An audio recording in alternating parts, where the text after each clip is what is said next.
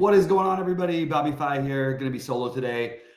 Sheets is out with his wife's surgery, so good luck to Mrs. Sheets with her knee. Hopefully everything goes well there, and we'll have Sheets back tomorrow, hopefully. I wanted to touch a little bit on yesterday real quick before I got into today. I did well. I basically like doubled my money. But it felt like I should have won a ton more. I was up about 55,000 with a couple minutes to go in the last game, and that's off of about 5. So it would have been like 11xing my money. And a few minutes to go in the last games, and just the Cowboy comeback killed me enough. Just didn't quite get there, and ended up in a lot of 4th, 5th, 6s instead of 1st, 2nd, 3rds, and just kind of frustrating. You know, you get everything right when my strong take is that at least one of Jonathan Taylor or Barkley is going to be on the winning lineup, and that my other highest owned running back is Derrick Henry. On a day like yesterday, I'm supposed to win. When I have Juwan Jennings as my highest owned player, second highest owned player, I'm supposed to win. I did win, but I didn't win the amount that I wanted to. So a little bit frustrated about that. But we move on. It's another day. We've got football and baseball today. I was trying to change the name of the show. For some reason, I think that because of the way it was set up, I'm not able to do it. But this is actually going to be an MLB and an NFL first look. And then we're gonna talk live at 6 o'clock Eastern, and we'll go through the MLB slate, and then we'll go through the NFL slate. Anyway, so here's what I've got and I'll talk about showdowns and stuff on that. We'll touch about that more at 6 Eastern. But for right now, I'll just cover the main slates in general. So this is a true first look for me for baseball. I did take a quick glance and just wanted to make sure the weather was okay and all this stuff. Starting off with Nola against the Cubs. I think this is actually a spot where I have some interest in Nola, but there's a few names to choose from on this slate. And Nola looks like, if he's not the best, he's right there. So I would say Nola, you immediately assume he's probably going to end up being a core play. As far as the hitting goes, a small slate I want to get different, and I'm going to assume that Philadelphia ends up pretty popular. Actually, not quite as popular as I would have thought, at least at the early projections. Let's take a look at what Goldie has to see if it's the same thing. I tend to trust Goldie's projections a little bit more on the ownership side of things, but it's close. Yeah, look, Goldie's got him even a little bit lower. In this case, I'm actually leaning more towards that Saberson might be right, but I do think that Philly is interesting here. I don't think you need to fully stack on these slates, and it's hard to get all of Philly in, so maybe it's not a bad idea. But Pearson, it's going to be a bullpen game basically for the Cubs. Not in general the things we want to do on 12-game slates, stack those bullpen games, but it certainly makes sense on a small slate like this. And I don't think you need to fully stack, but like my favorite bats would be Schwarber, Turner, Harper. No shockers there. Also like Stott and Marsh would probably be the next two I would go to. You could always throw Castellanos in the mix, of course, as well. It's interesting the Cubs run total that Saberson has at this high. It's lower than that in Vegas, and actually they're getting some decent looks. And maybe it is because Nola, just outside of his last start, really hasn't been that great. He hasn't been that consistent since the All-Star break. He's been good in 3 out of his last 5 now, but it's literally been 3 out of his last 12 starts that he's been good. So I can certainly see a case for at least taking some Cubs against him if you had to pick any. Now they're all kind of expensive, but I think you're still looking at Bellinger as being, probably the one that makes the most sense. Michael Busch is affordable and has some pop. I could see myself going there, but gonna have to figure out what it does. We'll run a quick sim. We'll probably do that a little bit later when we do the night show. All right, moving over to Toronto and Boston. As I point out, every matchup with Boston, they hit the ball, but they also strike out against both sides more than they have in years past. I don't know what the deal is with Bassett right now. The last start doesn't give me a really warm and fuzzy feeling, but I think we have to consider both these pitchers just given the lack of options on the slate. If you had to pick one of them, who would it be? I think it has to be Bassett just based on the strikeout prop. We've got him 92 pitches. I don't know if I'm having a hard time figuring out how many pitches these guys are going to throw. Remember, when you're not playing for anything anymore, it's a little bit funky to figure out this stuff these last weeks of the baseball season. So it's a little bit of a guessing man's game. So yeah, I think you consider both these guys. Bassett, then Houck is how I have it ranked. But I certainly could see the case the other way. And I am also more interested in the Boston side of the hitting a little bit more than the Toronto side. And I think just because the ownership is going to be a little bit lower. So I have Boston, then Toronto in that order. But, certainly considering everything in terms of individual bats you're looking for here, obviously Duran and basically I think that Yoshida might be my other favorite. But Cassis hit 500 home runs the other day in one game. So Cassis as a power option certainly makes a lot of sense. On the Toronto side, and I'm only talking about individual bets because, again, small 4-game slate. I don't think you need to do any 5-man stacking, maybe mini stacks, but certainly don't need to do the 5-man.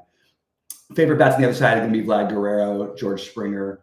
I guess you could throw, depending on where everybody else hits, I guess Kirk would make sense at catcher quite a bit. But I would like to find a way to get a little bit more different. So, I mean, look, it's a small slate. I want to try and find as many ways to get different as possible. So this is what I sort of have come up with as maybe my favorite. We'll see what the ownership looks like in a second, but we can see that you've got the high K prop on Hunter Brown, the low strikeouts, a really good real life pitcher in Bryce Miller. I like Hunter Brown here. Where I'm not playing Hunter Brown, I actually do want to get to some Seattle stacks personally. I think there's enough upside for this offense. The ownership, it's a little varying between Goldie and them, but it's probably going to be one of the lowest, maybe the lowest owned team on the slate. Hunter Brown is really good, but we've seen at times that you can get to him. And I think this is a spot where you might want to try and take a shot. He's been really, really solid since the All-Star break, except for his last 2 starts. He's been a little bit more off. But look, you got to take some risks. If there was a team to stack, I want to try and do something low owned. So I'm certainly considering Seattle. But especially Julio Rodriguez is red hot right now, Rosarena. Those would be my 2 favorites, along with, I guess, Raleigh would be my other favorite. But I could definitely see myself getting to some bats against Hunter Brown. Against Bryce Miller with actually pretty low ownership. Yeah, sure. I prefer the other side, but I'm open to Bryce Miller is much better at home. So I certainly think that you consider some Houston here, but mostly it's going to be Alvarez and Tucker as my favorite plays, maybe mixing in a Pena or a Diaz. All right, the last game we're going to talk about is the Giants at the Diamondbacks. Eduardo Rodriguez, Hayden Birdsong. I'm assuming the roof is still closed. I'm just going to double check that while I'm doing it because, we forgot, like Arizona had like 115 days in a row with over 100-degree weather.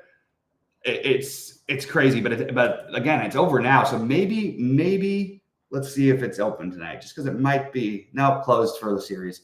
Yeah, I think that stadium is just better off leaving it closed all the time, to be honest with you. All right, Erod and Birdsong. Obviously, this is going to be, I think, the most popular spot on the slate is the Diamondbacks. Hard not to like them here.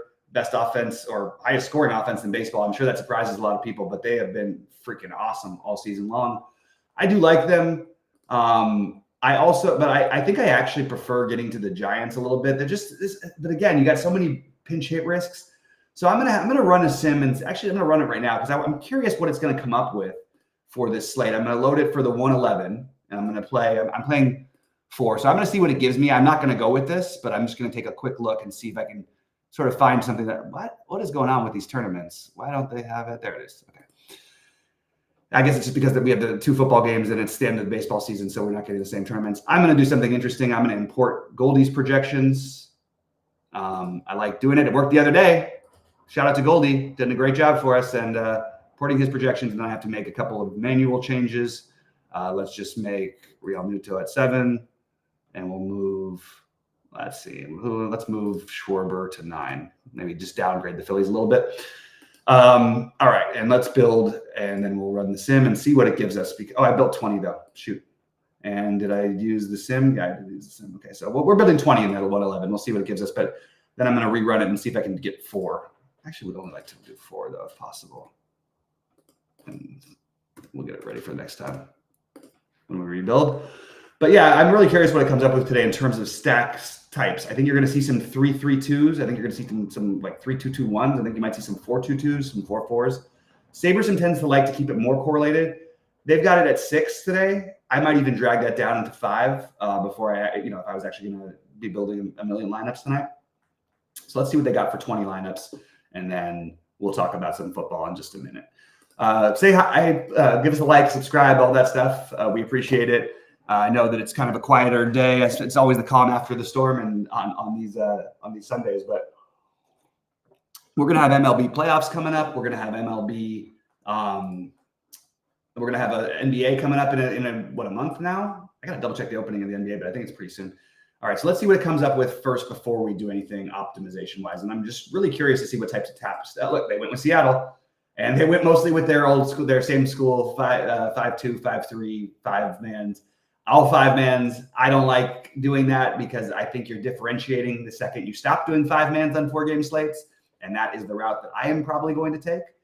So I might even say outside of Seattle, no 5-mans or something like that, and we're going to rebuild it, and we're going to see what it does with the sim does, and what we get with the adjusted RA ROI. And of those stacks, 100% Seattle stacks. How about that? There you have it. On the first run as the way to get different. But then we're running the contest sim. It's probably going to spread out a little bit for us. So we're going to give it a minute to do that, and we'll get going. I do want to remind everybody at the bottom of the screen, you can see our stuff. We're just about to end this, by the way. Like I would encourage anybody who's thinking about it. It's a great offering that we have. I really truly believe it's the best that there is out there. You get basically all of SaberSim stuff, all of Sheets's projections, which are incredible. And the guys made a fortune this year. And Goldie's projections, as well as all of my content, Rhodey's content, Brandon for NASCAR, Chan for LOL. It's really a great deal. And if you guys wanted to take advantage of it, now is probably the best time to do so. All right, let's see what we got. We're going to sort by RA, ROI, just like this. And I would encourage also those of you who are members to take a look at some of those Sheets process videos. He really went through it, and it's been really, really good. All right, so let's see what we're getting in terms of all stack exposures. So I think it's still going to be the 5-mans. Yeah. So they shifted out a little bit more to 4-4 and 4-2-2. I understand it. I wonder if it's going to change if I just ask I did actually ask it for 4, but let me rebuild and just do it with just 4. See what that does for us. All right, let's give it a second. All-Star DFS says it is. I'm not sure what it is, but I'm curious because I probably responded to something I said, but there's got to remember there's like a 10-second delay a little bit on these things. So it sometimes takes a second for us to see it. All right, let's get there. Come on. All right. I should have built 2,000 instead of 5. I want to see if it changes because I think that the idea is like if you're playing 20, you can take more of the standard approach to things, okay? But if you're playing 4, I think it makes more sense to be a little bit different because you have less chances versus the field. There are guys playing, I don't know what's the maximum number for this 111 tonight, 30, something like that. Wow, they went with Bassett. No, wait, let's run the sim. They still built 20. It didn't work right. Well, maybe not. No, that's right. Team stacks, stack exposure. Yeah. Okay. So it still says 20 though. All right. Once we run the sim, I'm just going to double check this. Oh, I appreciate that, All-Star. Thanks very much, man. Good to see you in here. Going to talk a little bit of football in just a minute. Yeah, I'm still tilting. Man, still struggling. Not even tilting. I actually took it better this time than I normally would. I just felt like yesterday should have been one of those huge days, and the last few minutes of those afternoon games just didn't do it for me. Just little tiny things that just made up enough difference. It was nice to see my Rams and I make a comeback, but oh man. Anyway, so you see, all right. So they're going locking in Bassett, which okay, we have to play some pitchers, so I get it. And yeah, we already did this.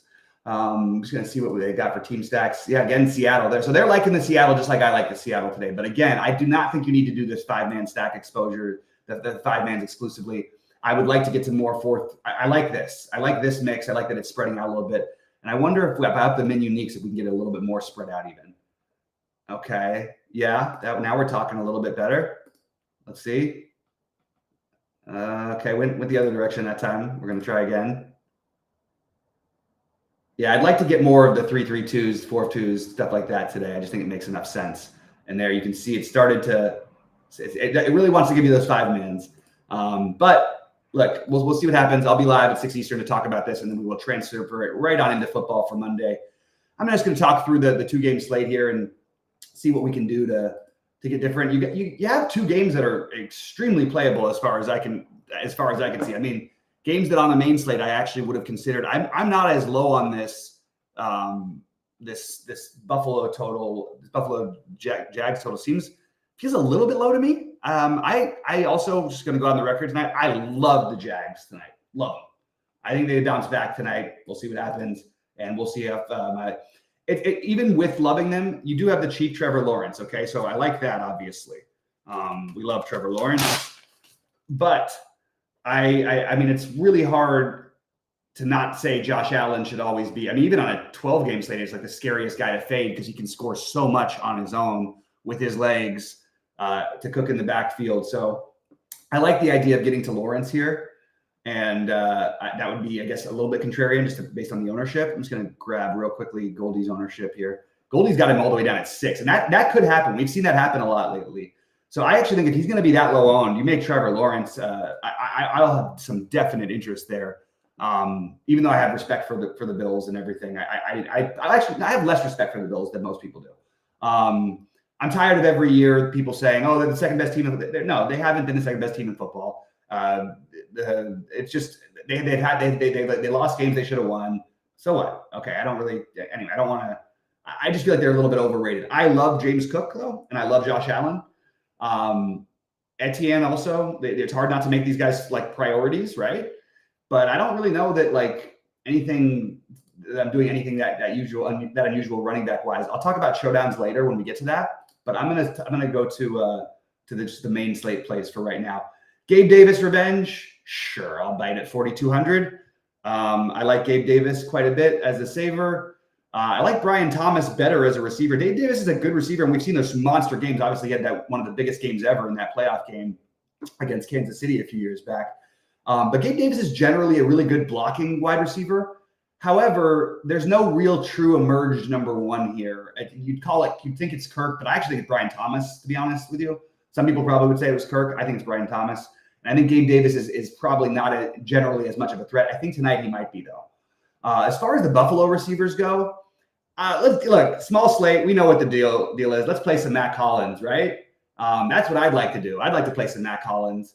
I would like to get a little bit off the board and play a 3,100 Matt Collins with no ownership. Keon Coleman is my favorite actual receiver. Now, you know what? The right play is probably Shakir, but I think as time goes on, you'll see that Coleman has much higher upside and is probably going to be a much bigger part of their future than Shakir is. That's just my guess. I do like Shakir just fine as a regular.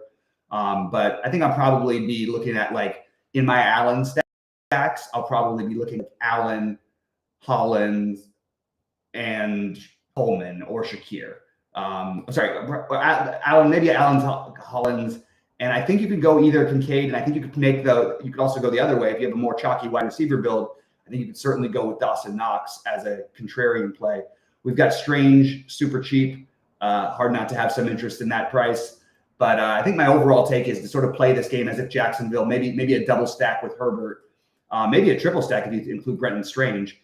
Or maybe we just play the receivers and we play Josh Allen on the other side with James Cook. That's another route.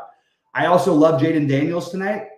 So I think you can play the passing games of the other things, but do it without the quarterback and play Jaden Daniels almost as if he was the quarterback for those teams. So I'm going to be overweight Daniels, and I'm for sure going to be overweight Daniels and, Trevor Lawrence. All right. Since as far as the look, everything's a great matchup. If this was a main slate game, I would have stacked the Bengals, and I probably would have, I would probably stack the Bengals and done exactly what I'm saying now. I probably would have played like Chase, and I'd play Jaden Daniels on the other side. Going to be hard not to play Chase tonight, to be honest with you. You see the ownership projection. It's because unless you're leaving a couple thousand on the table, but then again, if you are using Chase, maybe trying to cram in some other higher spends is a good idea too.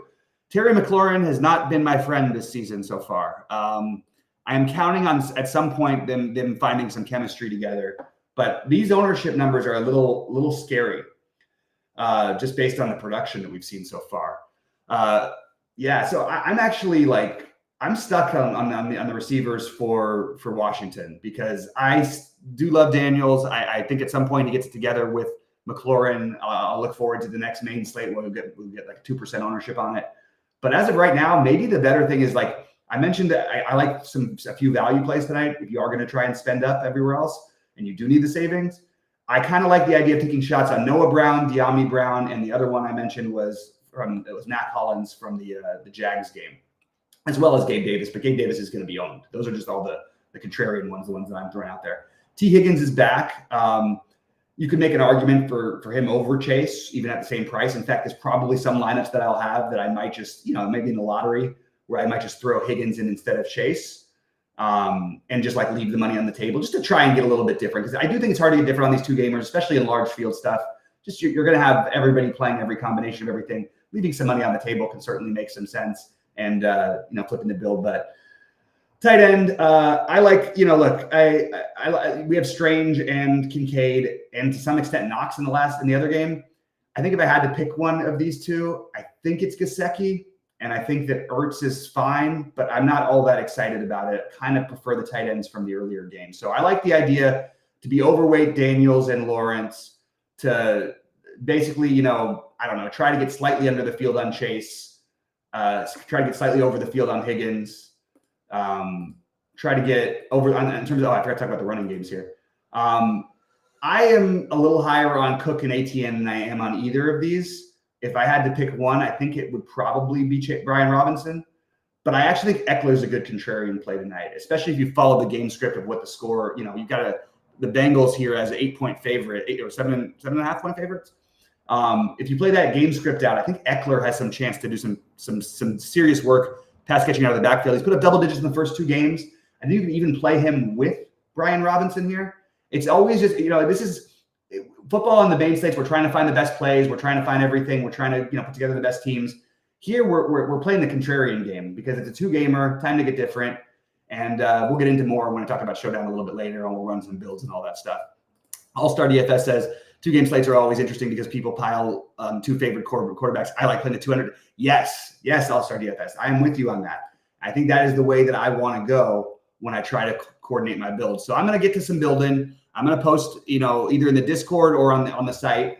Sometimes I post in the Discord instead of the site just because, look, there's a lot of stuff going on, and to have you guys go through an extra loop, when I'm just posting my exposures, I think it's just easier if I just have that right in the Discord. That way we can have a conversation, all that stuff. But feeling really good, feeling really dialed in for football. I'm watching every single football game. It was my dad's birthday yesterday, so I couldn't watch the evening game. I'm going to have that one played a little bit later, just in the background. I'm not necessarily going to catch every single thing, but I just feel like I need to go back to, Sheets always says, like, his way of winning is better ways of utilizing and combining projections combined with his own projections, and ways to best utilize SaberSim and things like that. He's really good at figuring out all that stuff. I'm the no-ball guy. I'm the guy who knows what he's doing for the most part. And it takes a little while to catch up with football every year because everybody out there has been hearing all this stuff in the offseason. But the best way for me is to watch every game, listen to every podcast, really, really try to read the tea leaves. And it worked beautifully yesterday.